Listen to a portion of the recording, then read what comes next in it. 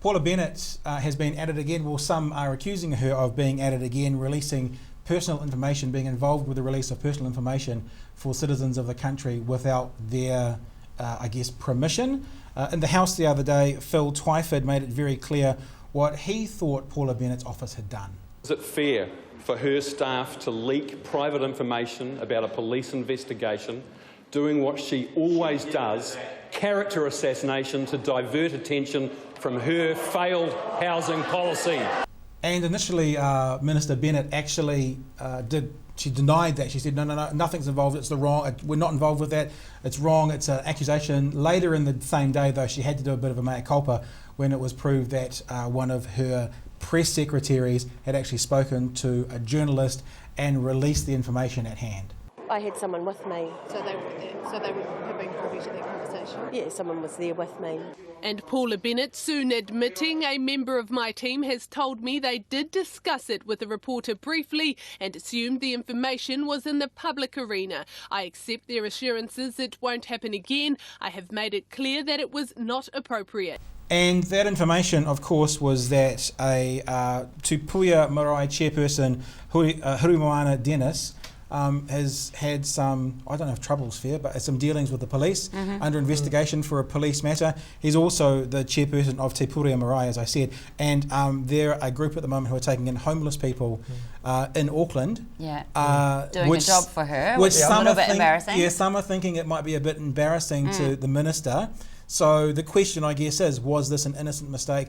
Did the person believe that it was in the public arena already when they passed on the information to the MP? Was Paula Bennett in her ear a little bit saying, why don't you just release some of that information? Because remember, not too long ago, two solo mums, Natasha Fuller and Jennifer Johnston, they'd criticised the government's policy of getting rid of the training initiative allowance, and she told the whole world about how much they were earning. So when we say she's been at it again, there is a history. I did really think it was a bit of a beat up as a story when I first heard it. You know, it just seemed like it could be innocent. I think on the face of it, it's dirty politics. It looks like you've got a minister that has a lot of power using that information she's got as a minister and to undermine one of her opponents, because this is basically what the marae has become. It's been an embarrassment to the government with their very sloppy handling of the homelessness issue, and so this is a way of undermining critics. I mean, it's unclear whether that's what's really happened, but I think the Prime Minister should be having some sort of investigation in this, because at the moment I don't think we can have total confidence in the Ministry of Social Development, because it looks like she uses smear tactics against her opponents. So even if she is completely innocent, if it's a complete mistake, even the appearance that there is a conflict of interest is what you're saying. The appearance of a conflict of interest is worthy of an investigation. And she's got form on this. And I think people are in their right minds to be critical and sceptical about whether she's used this against her opponents. So I think you need an inquiry to clear her and clear her staff's name. Because you have to think about the way that information was trafficked. It was going out of the office by the staff member. The reporter, the member of the media, wasn't calling in. It wasn't an interview. It came outwards and so it went from Paula Bennett's office to the journalist. The journalist didn't go, hey, while you're there, have you got some information for me? Do you know anything about that? That never happened. So it was an active decision.